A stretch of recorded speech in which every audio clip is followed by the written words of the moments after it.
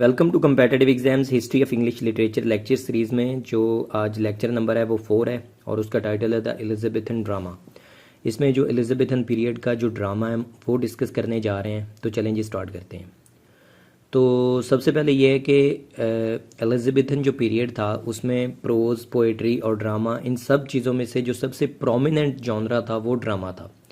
Drama literature की ये जो फील्ड है इसमें सबसे ज़्यादा काम एलिजाबेथन पीरियड में हुआ था और अब यूँ कह सकते हैं कि ड्रामा ने अपना क्लाइमैक्स देखा एलिजाबेथन पीरियड में। और उसकी रीज़न क्या थी? उसकी रीज़न ये थी कि शेक्सपियर जैसे एक बड़े लिटरेरी फिगर जो हैं उन्होंने ड्रामा जैसे जॉनरा को पकड़ा और इसको इसके क्लाइमैक्स पे पहुंचाया। तो चलें जी स्टार्ट करते हैं। तो सबसे पहले ड्रामा बेसिकली इतना पॉपुलर हुआ क्यों? तो जैसे कि लेक्चर नंबर 3 में हमने डिस्कस किया था कि रेनेसांस पीरियड में जो ह्यूमनिज़म पे फोकस आ गया था उसकी वजह से जो लैटिन लिटरेरी वर्क्स हैं उन्होंने एक बहुत ज़्यादा पॉपुलैरिटी इख्तियार कर ली थी यूरोप में। तो अब लैटिन जो लिटरेचर था उसमें जो ड्रामा था उसको बड़ी पॉपुलैरिटी मिली और इंग्लैंड में प्रॉपरली उसकी एक ग्रोथ हुई और लोगों ने लैटिन प्लेस को पढ़ना शुरू किया और लैटिन प्लेस को फिर परफॉर्म करना शुरू किया अपने एजुकेशनल इंस्टीट्यूट्स में। तो ये एक जो टिल्ट था, ये जो एक आप कह सकते हैं एक रुझान बना लोगों का ड्रामे की तरफ, और उस रुझान को फिर कैश करने के लिए एलिजाबेथन पीरियड में जो सबसे पहले ग्रुप आता है उसको हम बोलते हैं यूनिवर्सिटी विट्स। अब ये यूनिवर्सिटी विट्स कौन थे? बेसिकली यूनिवर्सिटी विट्स एक ग्रुप था लिटरेरी पीपल का जिसके जो लीडर थे वो क्रिस्टोफर मार्लो थे। और उसके अलावा यूनिवर्सिटी विट्स में बाकी जो मेंबर्स थे उसमें जॉन लिली हैं, रॉबर्ट ग्रीन हैं, जॉर्ज पील हैं, लॉज हैं और नैश हैं। तो ये सारे लोग जो हैं ये क्रिस्टोफर मार्लो की आप कह सकते हैं कि सरबराही में इन्होंने एक ग्रुप बनाया जिसका नाम था यूनिवर्सिटी विट्स। और ये professional set of literary man था। ये मतलब कि प्रोफेशनल लोग थे जिन्होंने इस शोबे को या इस फील्ड को एज अ प्रोफेशन चूज़ किया और इसमें से वो they were making living out of it ना, कि वो यहाँ से पैसा बना रहे थे बेसिकली। तो ये एज अ प्रोफेशन लेके चले। तो अब हम देखते हैं कि यूनिवर्सिटी विट्स ने क्या क्या कंट्रीब्यूट किया। तो वन बाय वन हम सारे उसके जो ग्रुप मेंबर्स हैं इंपॉर्टेंट उनको हम डिस्कस करते हैं। तो सबसे पहले हम देख लेते हैं जॉन लिली को। तो जॉन लिली जो है उनका एक बड़ा अच्छा कंट्रीब्यूशन है ड्रामा को प्रमोट करने में। और सबसे जो इम्पोर्टेंट चीज़ है उन्होंने एक चीज़ इंट्रोड्यूस करवाई जिसको आज यूफिज़म के नाम से जाना जाता है। यूफिज़म बेसिकली एक एक्स्ट्रा ओवरली फ्लैब्रिकेटेड और फ्लेम्बॉयंट स्टाइल होता है। एक आप कह सकते हैं कि एक बहुत ही ज़्यादा भड़कीला किस्म का स्टाइल जिसमें आप कुछ चीज़ लिखते हैं या किसी चीज़ को एग्जैजरेट करते हैं। तो ये जो एग्जैजरेटेड या एलिवेटेड स्टाइल था लिखने का, फ्लैम्बॉयंट किस्म का, भड़कीला जो है उसको प्रमोट किया इन्होंने। और यूफिज़म उसी को ही कहते हैं, उस स्टाइल को यूफिज़म कहते हैं और उस स्टाइल में लिखे गए लिटरेचर को यूफिज़म कहते हैं। यूफिज़म बेसिकली इन्होंने जॉन लिली ने यूफीज़ के नाम से एक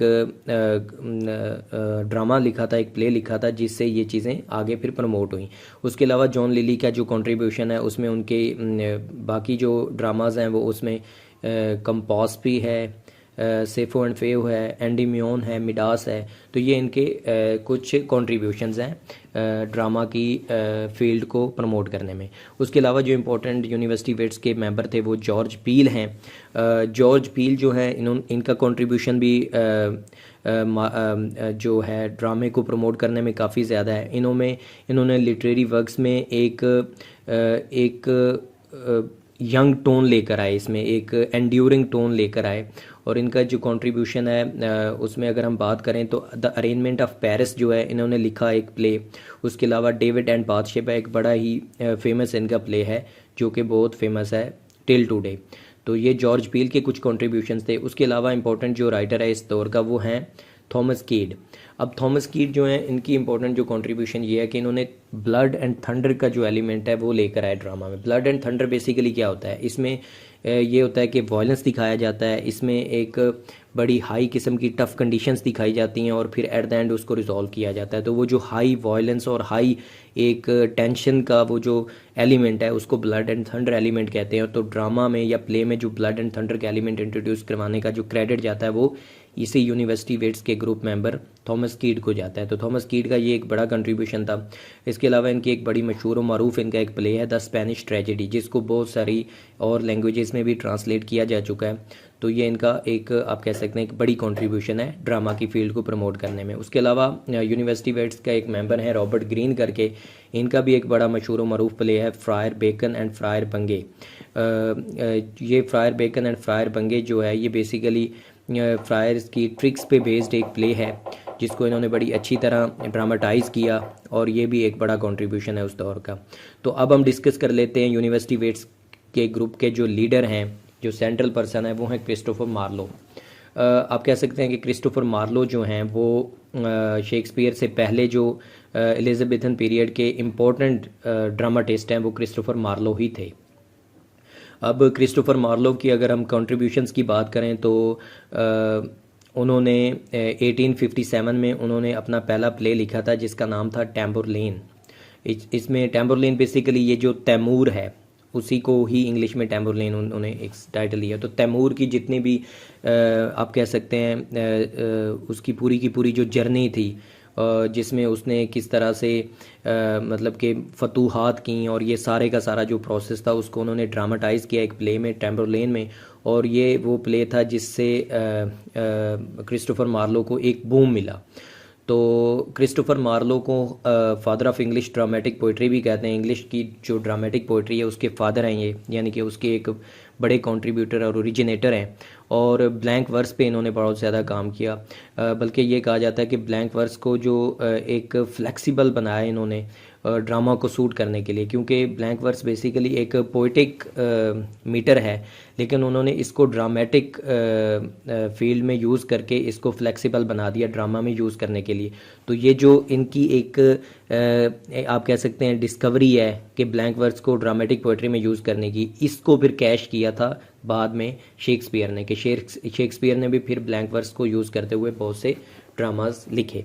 तो आप कह सकते हैं कि क्रिस्टोफर मार्लो ने हेल्प की शेक्सपियर को अपने जर्नी में।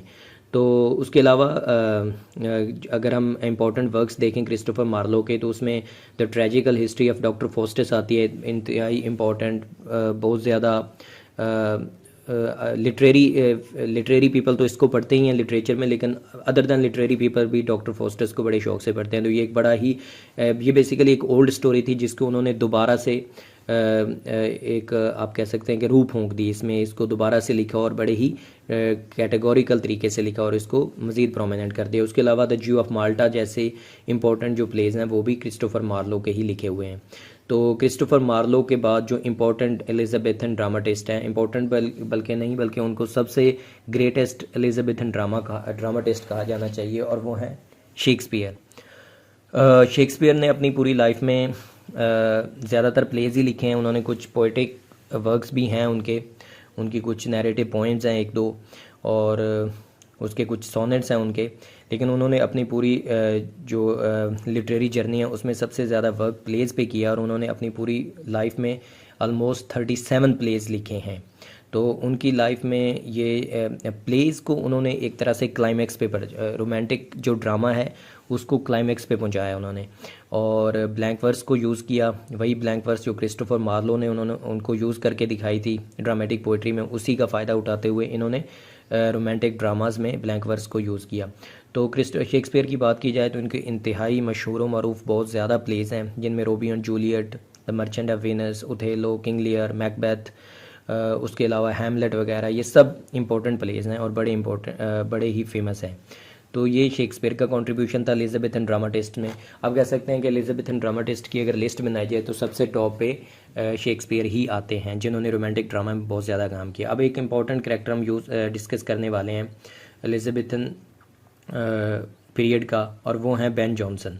बेन जॉनसन बेसिकली कौन थे? बेन जॉनसन थे आप कह सकते हैं strictly opposite person to Shakespeare. Shakespeare का ये ऑपोजिट थे। शेक्सपियर एक रोमांटिक ड्रामाटिस्ट था, रोमांटिक ड्रामा लिखते थे वो, और ये जो था ये एक रियलिस्टिक पर्सन था, ये रियलिस्ट ड्रामाज लिखता था। ये बेसिकली इसने एक चीज़ इंट्रोड्यूस करवाई थी प्लेज में, और वो थे ह्यूमर्स। ह्यूमर्स बेसिकली होते क्या हैं? ह्यूमर्स जो हैं वो एक पिक्यूलियर करैक्टरिस्टिक होती है, एक स्पेशल करैक्टरिस्टिक होती है, एक ट्रेट होती है करैक्टर के अंदर जो कि उसमें डोमिनेट करती है, जो कि उसके बिहेवियर को आप कह सकते हैं कि जस्टिफाई करती है। उस ट्रेट्स को, उस जो करैक्टरिस्टिक है उस करैक्टर की, उसको ह्यूमर कहा जाता है, जो कि बेन जॉनसन ने इंट्रोड्यूस करवाए थे प्लेज में।